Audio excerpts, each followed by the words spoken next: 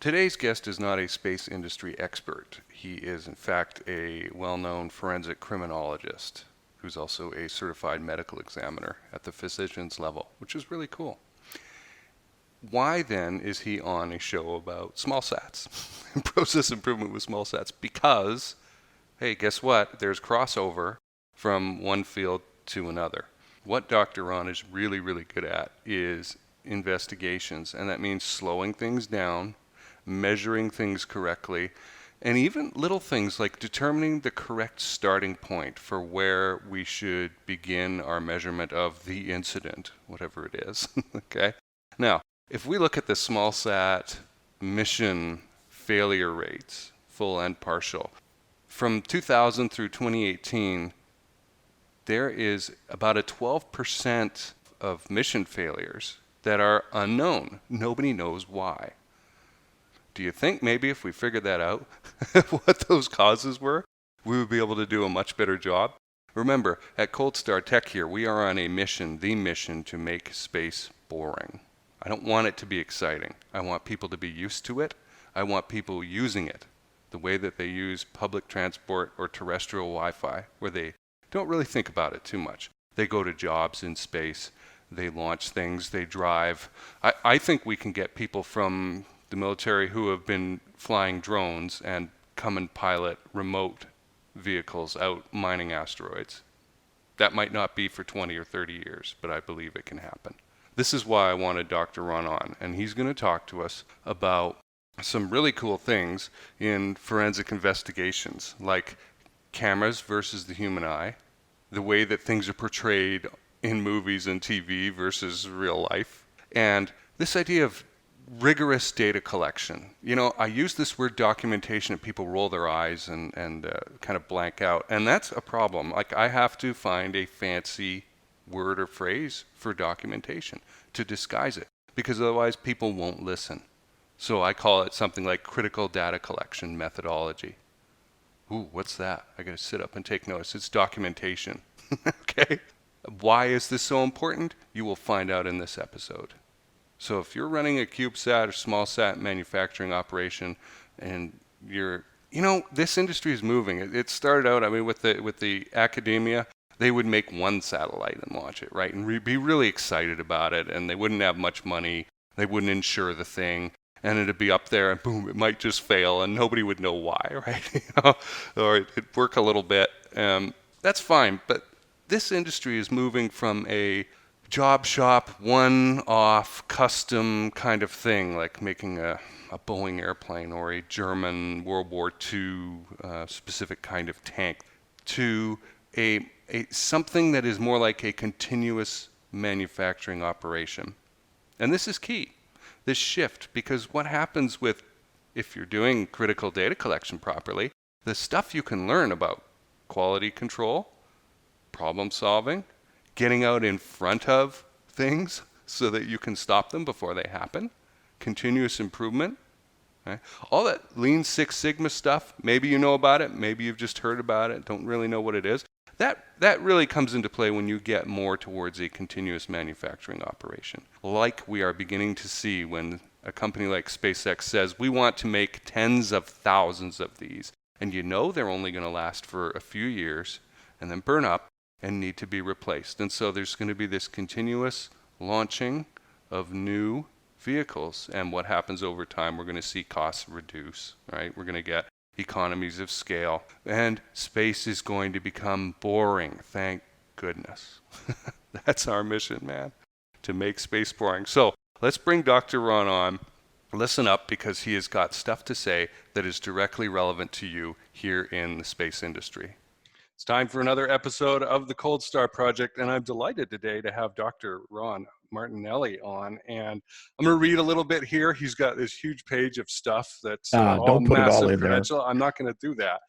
But I do want people to know that Dr. Ron here is a nationally renowned forensic criminologist who is the only police expert in the country who is also a certified medical investigator at the physician's level.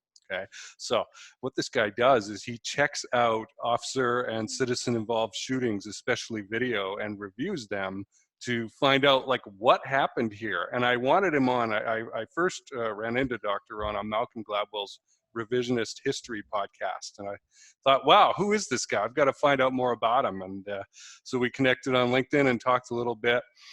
It's really exciting, the forensic investigations that you're doing. You've done over 350 of these. You were a San Jose Police Department detective. You do psychological profiling, all this cool stuff I want to dig into a little bit. It's really neat, and really why I wanted you on. In the forensics and legal community, you're called the expert's expert on this stuff. Really wanted you on to talk about the power of documentation, and by having good documentation, what happens to the story. So thank you for being here. Well, no, thank you for inviting me. I'm glad we were able to take a little bit of a break today and have this nice distraction so we could have this important discussion. Right. Well, let's dig right into it. I've got a few questions for you here. What is the first thing that you tell law enforcement officers when you're training them? And what point in their experience level do they usually run into you? So what, I guess there's a couple of different questions there. And the first question is, what do I tell them? And well, it depends on really what the subject matter is. But classically, if they see me, it's in regards to some sort of crime investigation, some sort of CSI work, some sort of forensic investigation. And so to answer that question, the first thing I tell them, remember, if you didn't write it down and you didn't document it, then it didn't happen. In other words, the other side can say whatever they want to say, and you can't refute it because you didn't document it.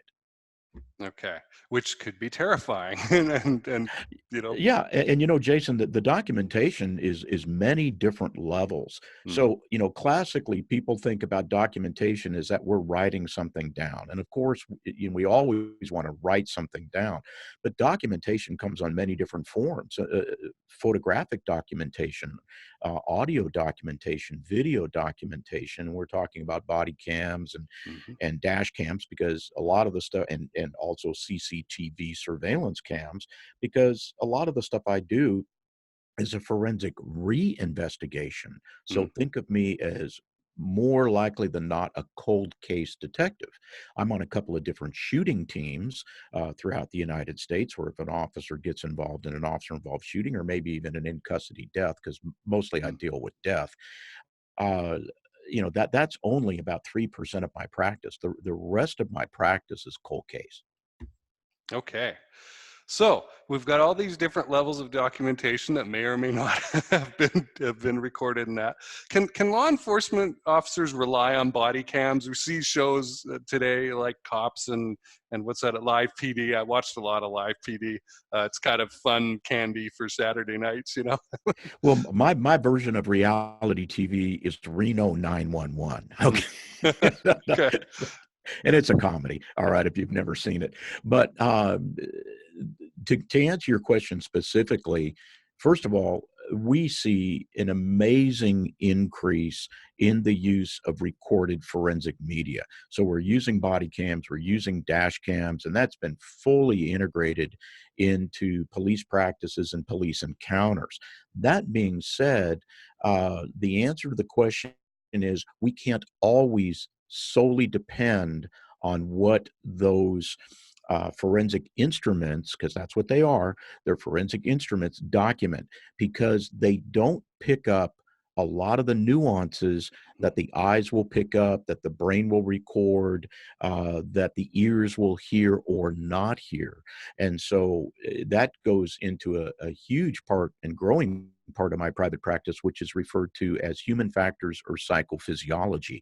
In other words, how does the human body react during stress inoculated situations, adrenalized situations? Compare and contrast that with the forensic instrument of the body cam or the dash cam. All right. I mean, we could do an entire program on just the differences and how things are recorded, both visually, auditorially, experientially, as opposed to a forensic instrument, and then how that's applied in reconstruction of the incident and fact pattern, and then how is testimony presented to the trier of fact. which is they're all very complicated issues, but they need to be done in every forensic investigation and presentation of evidence. Okay, so Dr. Ron, just to clarify this for our listeners and viewers, what do they bring you in for exactly? Because they're having you look at this evidence and this video evidence perhaps, and you're sorting through it and looking for things. What are the kinds of things that you're picking out that somebody else wouldn't? Like if they stuck me in front of the computer and said, watch this video, what am I going to miss that you're going to see that they are excited about bringing you in for? Well, I think that's a great question. And what I'll try to do is do the same thing that I do in a court of law. I synthesize very technical, scientific, and complex things, and I bring them down to a level that the average Joe can understand and resonate with. Okay, so let's just do that. So Okay. your question is, what do they bring me in for? Well, they bring me in for a whole bunch of different things, but I think your question is specific to the issue of documentation and these body cams. Is that what you're Right, asking me, right. Jason? Yeah, let's go there. Okay, great. So what happens, and you see this on television all the time, there will be a body cam of a police related encounter that we see on television, Mm-hmm. and people will immediately have an emotional response to that. Oh my God. And it'll either be in support of the officer or in support of the person that's being contacted by the officer. But what the people need to remember is that the camera, it does not present a three-dimensional image. Mm-hmm. It's only one-dimensional, or at best two-dimensional. And what do I mean by that? Okay, so uh, the camera picks up only what the lens captures.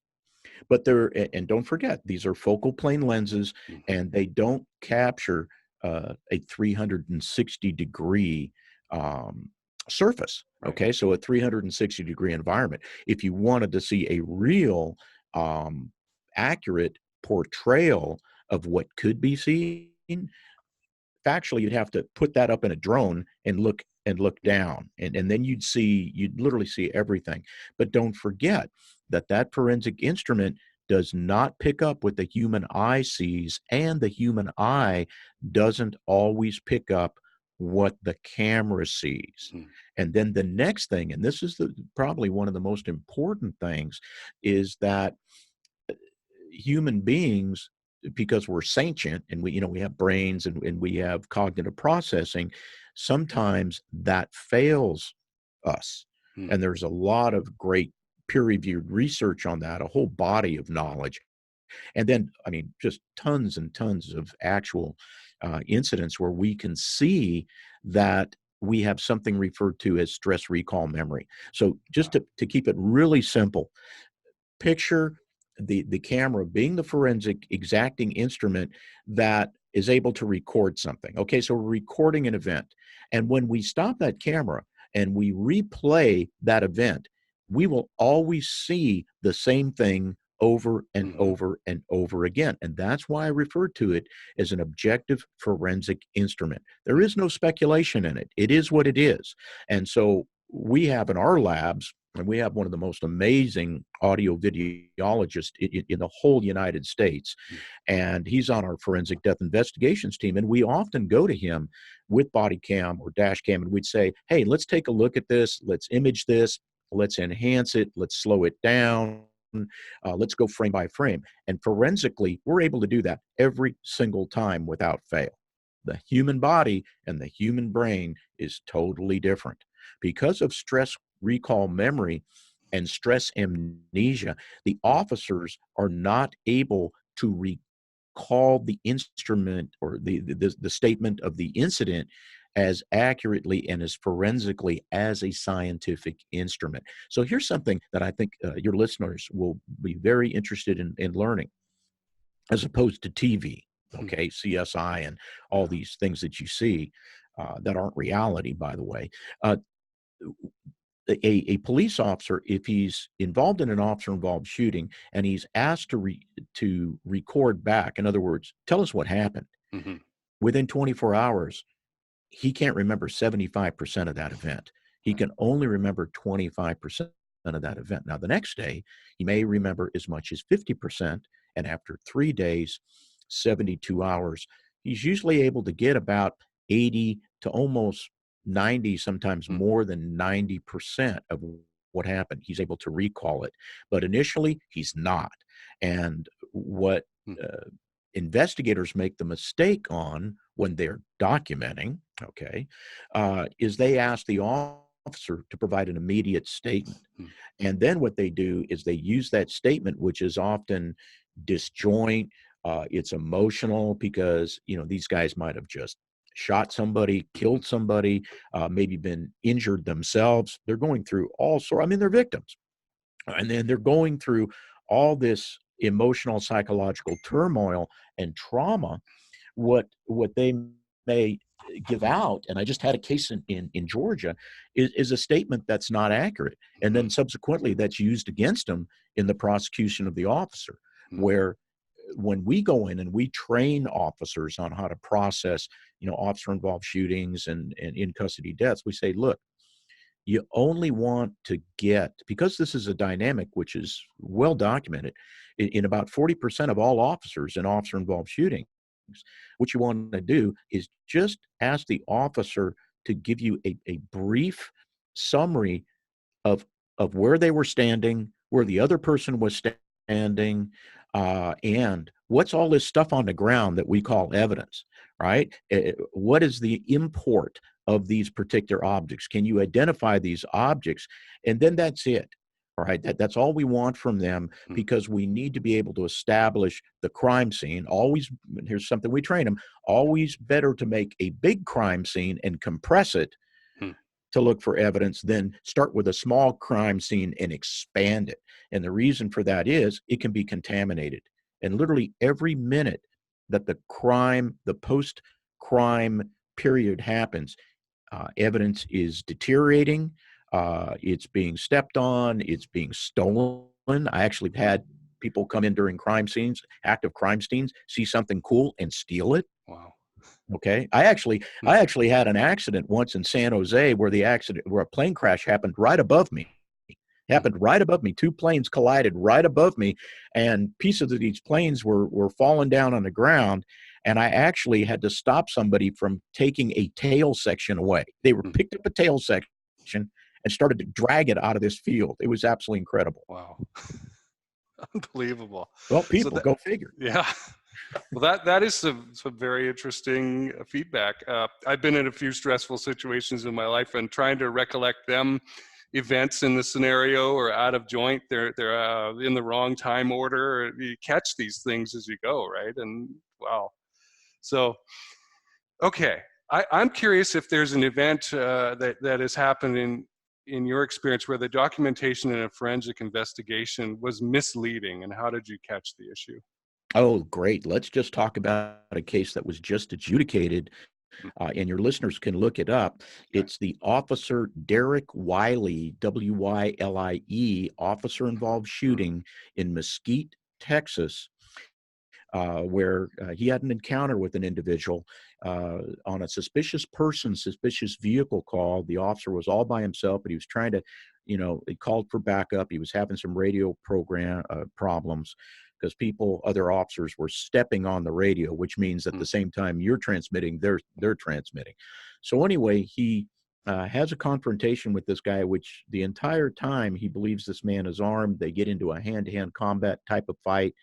The guy gets up from the ground, and instead of running away, he moves a few steps rapidly away from Officer Wiley. By the way, the guy had been trying to grab his gun. It was a terrible fight.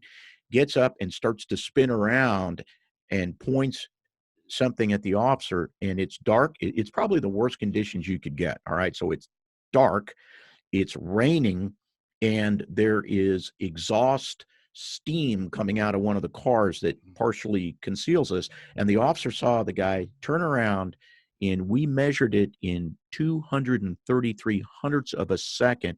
The officer had to make a life or death decision: Mm. shoot, don't shoot. And he shot this gentleman. He didn't kill him, but he hurt him pretty good.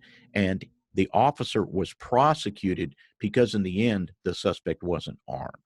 Mm. And when the district attorney's office came out and they had their investigators. And by the way, Mesquite PD came out, and they, I would say they did a mediocre job.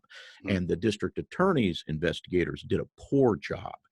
And what they tried to do was take the body camera imaging, and they brought in a forensic animator. And of course, we have one too, but they brought in a forensic animator who totally misconstrued Mm.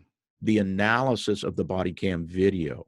And like, for instance, one of the things that they did is they placed the subject, who was the suspect in this case, the body mechanics were inaccurate. That's Mm. number one.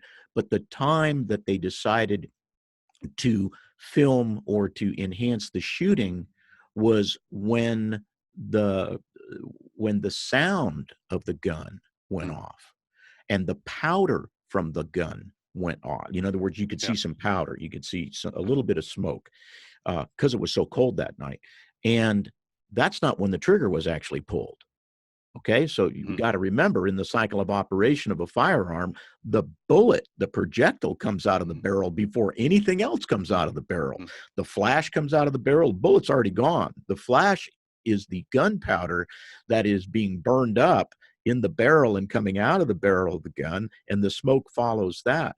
Mm. And you think, well, oh, that happens in a millisecond. Exactly. But what we were able to conclusively show using our audio videologist, we didn't use a forensic animator, we were able to conclusively show frame by frame that the officer made the life and death decision in less than a blink of an eye, 233 hundredths of a second. And for your listeners, just so that they know, the average blink of an eye takes place in 3 to 4 hundredths of a second. Hmm. And when we stopped the frame, the man had his hand out extended towards the officer in a fist, in such we were able to enhance this video where you could actually see the back of the guy's knuckles. Now, the officer doesn't see that. Okay, so don't forget, they Right. see the hand and arm raised towards them in an aggressive manner, as if the guy's going to shoot him. But the eye can't pick up those nuances. They only go with what the eye transmits to the brain is a reasonable objective life threat. So that was really important for the jury to see that. And we were able to, I got on the stand and I did all the scientific stuff, kind of broke it down for the jury for them to understand, but did a compare and contrast. And we basically blew their case apart. Hmm. So again, you can take the same raw materials of evidence and interpret it different ways, and who's got the best interpretation? Well, correct. Can I on give your you end, one you more? know what you're talking about. So Yeah, Jason, yeah, let me give you one more, which was really yeah. kind of cool. And by the way, that officer was acquitted. Speaking of another officer that I had acquitted up in the area of New Hampshire, we had an officer by the name of Lynch, and he was involved in a long vehicle pursuit with other officers. Anyway, the guy finally ends up stopping, and everybody's screaming at him. They even had a canine there. Get out of the car, get out of the car. And they're trying to get him on the ground, which is what we do to minimize the suspect's ability to get up and jump or fight us or draw a weapon. Well, at the same time that all this is happening, there's a helicopter, there's a news helicopter up over the top of this whole thing. And the news helicopter, of course, has got a nice, almost 360-degree view. And the guy that they're trying to arrest, after being told numerous times that, lay down flat and stretch out your arms, he starts to post up off the ground, and his right arm leaves his body and goes towards the center of his waistband.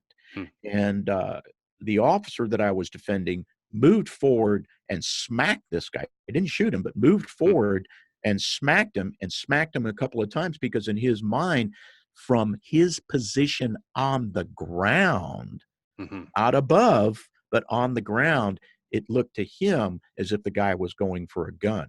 But the prosecutors messed up because they didn't understand how to properly interpret forensic recorded media. So from their position up in the air where you can see everything, the guy clearly doesn't have a gun. Right. Right? But to my guy on the ground, it looked to him like he was going for his waistband.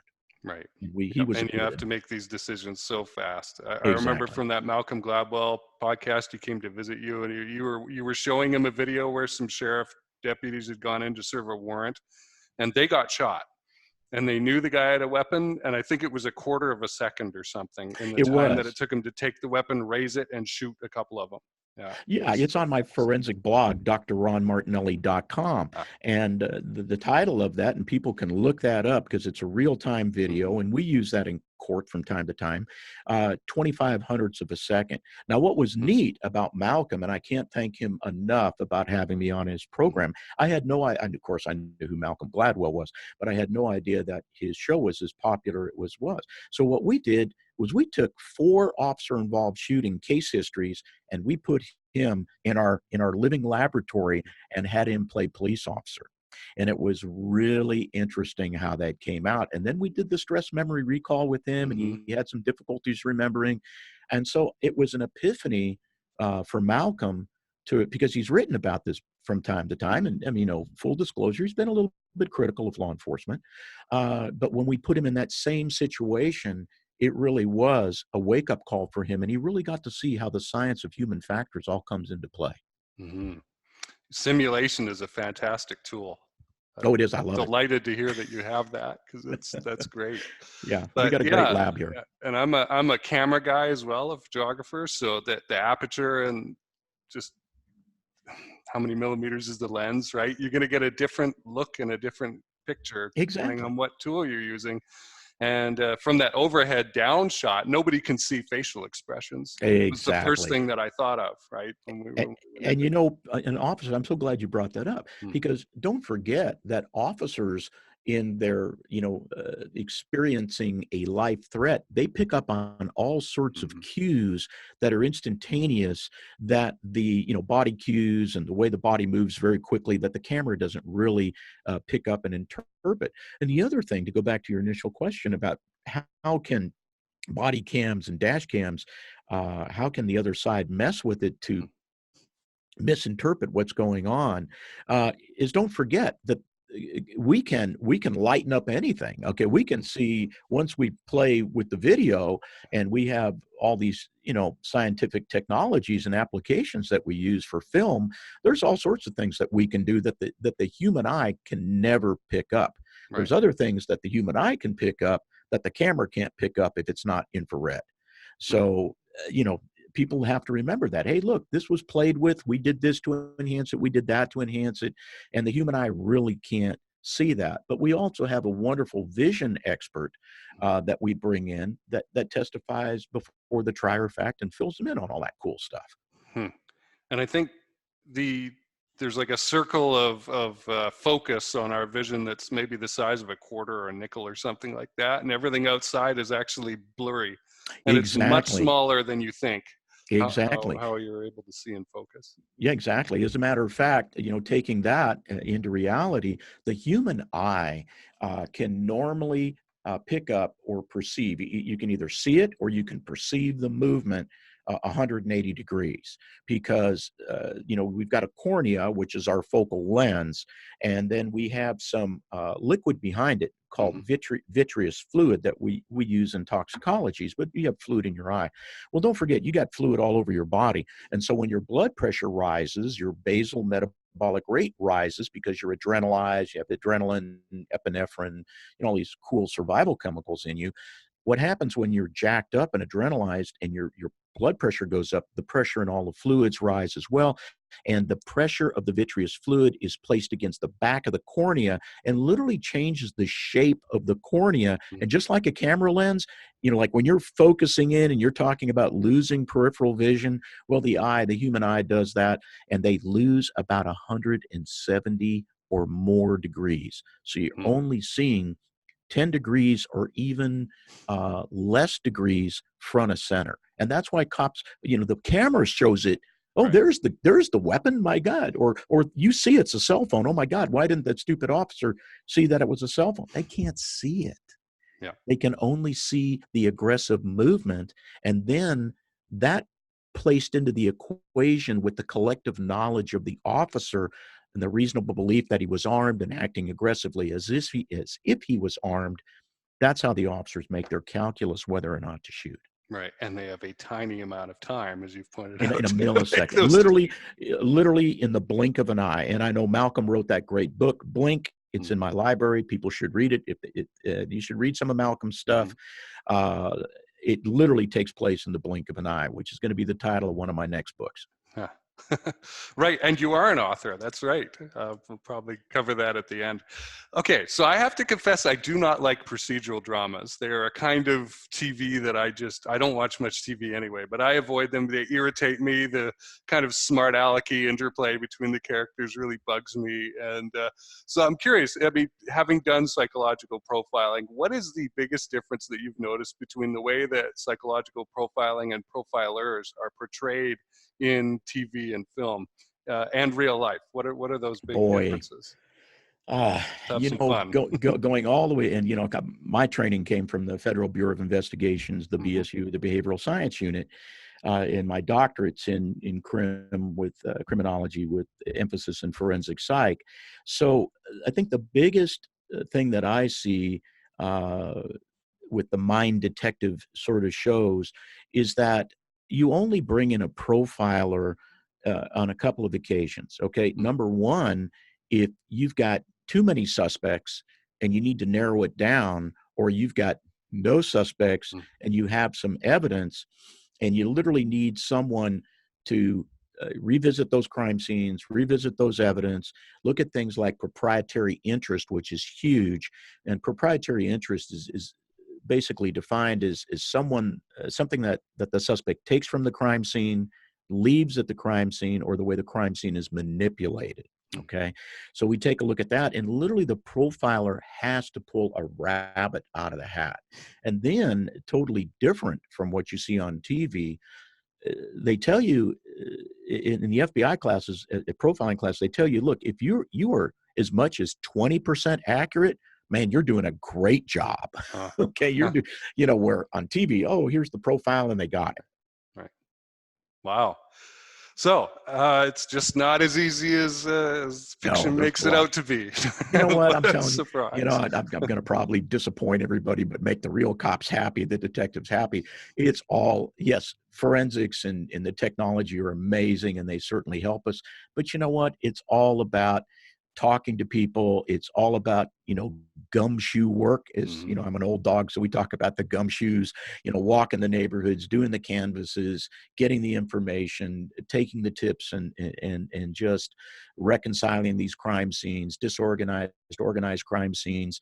It's all about putting puzzles together. Okay. I want to move into the importance of good documentation, which is probably where we'll end up for this show. Uh, you're an expert witness. You can go on the stand and testify and that kind of thing. And people take your opinion very, very seriously, as they should. When documentation is poor or missing, and I have researched this, I'm by no means an expert on it, but I've been looking into this for the company for several years now.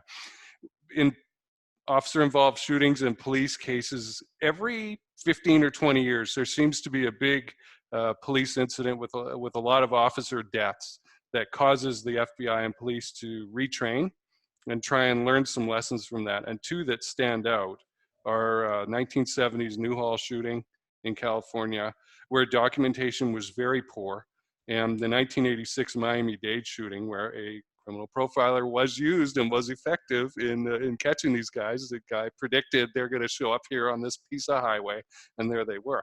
And so what happened with Miami-Dade that did not happen with Newhall is the story stayed consistent. And Yep. Newhall, it changed. People even got the year wrong after a while. So what I guess just for our listeners, 4 police officers, as I recall, were killed in about 2 minutes in Newhall's situation, and they were trying to figure out why this happened and how could this happen and whatnot. And they came up with a theory that, if they had reloaded, they were using service revolvers at the time, which you think of the old West, the 6-shooters, right? And if they thought, well, this one officer, he dropped his brass and was trying to manually reload one at a time all the 6 rounds of his weapon, and then he could fight back. Well, while he was doing this, one of the bad guys walked up and shot him. And the theory about this, that the change was made was, well, okay, just reload 2 and then get back into action, right? Don't worry about trying to reload all 6. Just speed up, right, by doing this.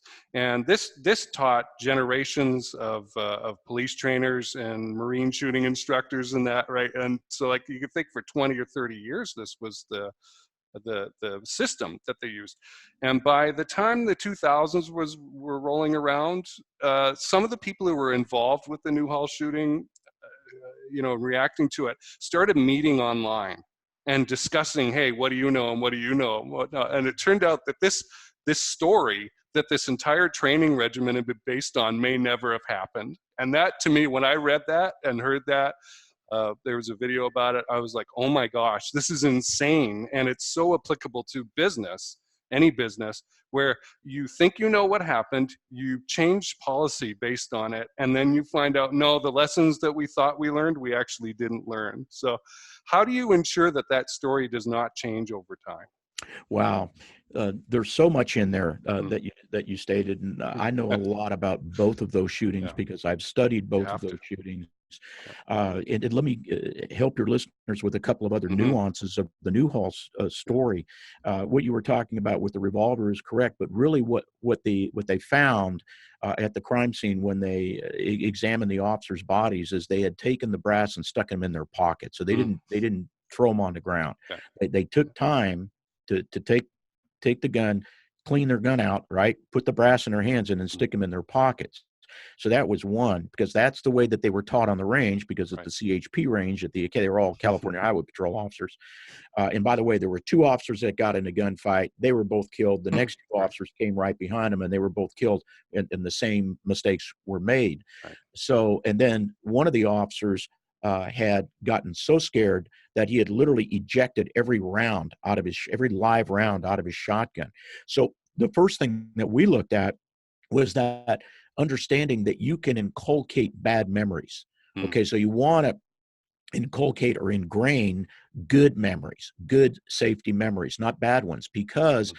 when you're in a gunfight, when you're in a high stress incident, you're not doing any cognitive processing. Right. It's all what we call subconscious mind, subconscious memories. And there's a really cool experiment that you can do sometime, and I'll tell you what it is, and your people can do it, your listeners, it's kind of fun to do, is in your best handwriting in 3 seconds, sign your name in the best cursive handwriting, Mm. and then do that experiment over, but do it in the other hand.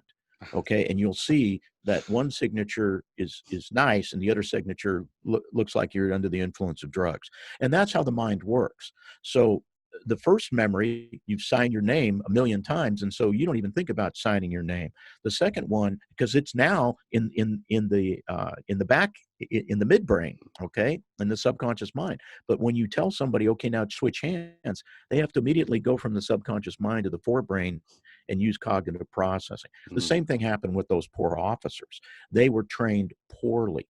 Now, in the Miami-Dade uh, shooting, that was a sort of a different set of circumstances. But Hmm. what the officers found is that in high stress situations, not only were they shooting poorly, but they couldn't put the people down. Mm. And what we learned from that is you keep shooting until the threat has stopped.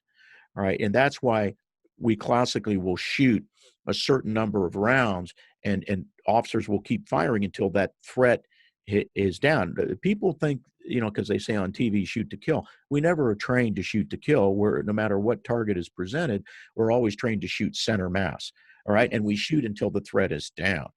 The thing to remember in the Miami-Dade shooting is one of those guys had 26 rounds. He was Mm. shot. He had 26 rounds, and he survived 25 of the 26 rounds and were able to continue to kill officers. So, we teach them the whole memory thing and inculcating good memories. As far as documentation is concerned, when you have these crime scenes, no matter what it is, the documentation begins the second you get there and continues for every second that you're on scene.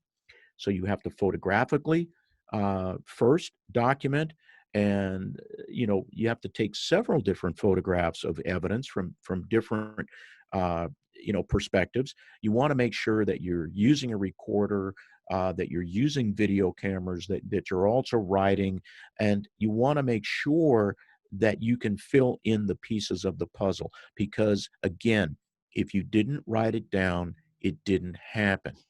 And and then people on opposing sides, if you don't write it down, then they get to write the script. So Mm. you're writing a script, you're writing a fact pattern, factual, objective script, but the other side is not.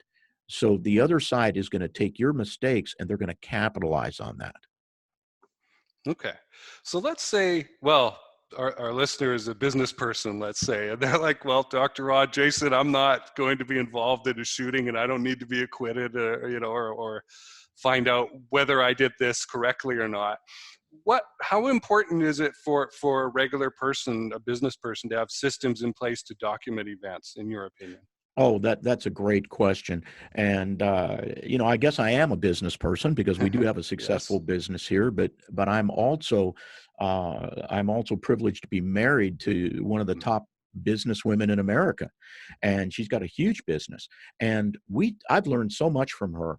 Mm. And so that like problems like let's say you're in sales or something. My wife deals with a lot of sales issues.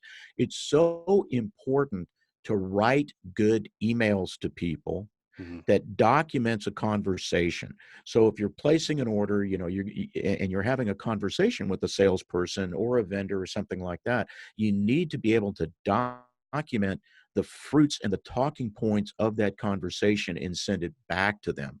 One of the big problems that we see in business, and it's not only in business, it's in every walk of life where there is interaction between some sort of vendor or some sort of entity, governmental entity, I don't care what it is. People do not read anymore. They don't read emails. The evidence is right there. What is needed is right there. And these younger people, because they're so used, it's kind of a little millennium thing. They're so used to texting and things are moving so fast that their eyes move too fast and they've trained their eyes to get bored too fast, and they don't look at the context. They don't look at the words, the language, and the context of what is being documented, and they can make all sorts of mistakes. So if you're in business and you're going to have a meeting with your staff, here's what you do. First of all, you tell them what you're going to tell them, then you tell them, and then you tell them what you just told them. That's verbally. But then you document the conversation and the talking points, and you send that. And we always do time and date stamps on everything because we're always dealing with attorneys and state and Mm. local and federal and even international governments. And my staff has been trained to document those conversations. If you didn't write it down, it didn't happen. And if you don't write it down, that it did happen, and it comes back to you, you need that because that's your backup system that protects you, CYA as they call it. Right. And yeah, if folks listening think that sounds basic, let me tell you, most businesses, organizations don't do well with the basics. If you just mastered the basics, you would be very, very good. Yeah, you don't What's have to going go on. through all this technological mumbo jumbo. Business is still about people talking to people, Mm. but it's also about documenting conversations to ensure clarity of what is discussed in agreement or consensus with what is discussed. Okay. Dr. Ron Martinelli, let's finish up. Tell us where people can get a hold of you or how they can find out more about you. And then also, I know you're an author. Tell us a little bit about the books you have out and what you've got in mind coming up. Okay. Well, thank you for that opportunity. Yeah. First of all, you can find us at Martinelli and Associates, Justice and Forensic Consultants, and we have offices in Texas and offices in Corona, California, in Southern California. We're easily Googled, and it's just www.martinelliassoc.com. That's or just Google Dr. Ron Martinelli. Mhm. That's how to get a hold of the forensic death investigations team. The other thing is, I love to write. I've got a very popular book out that discusses some of the things that we're talking about, Jason, and it's called The Truth Behind the Black Lives Matter Movement and the War on Police. and that's found on Amazon.com. So the truth behind the Black Lives Matter movement and the war on police. Amazon, it's got some great cases I've worked, Trayvon Martin, George Zimmerman shooting, Hands Up, Don't Shoot, Michael Brown, a lot of these different really cool cases. My first case was Rodney King. Mhm. And now I've moved into fictional book series, and I've got a great book series that is going to come out, got a Yeah. great New York publisher, and it's called Wade Justice, spelled Justus, play on the word justice, Texas Ranger. And that's a wonderful series that's going to come out on Page Publishing in February. All right, Dr. Ron, thanks for a wonderful conversation. Really enjoyed it. Pleasure to be here. Thanks.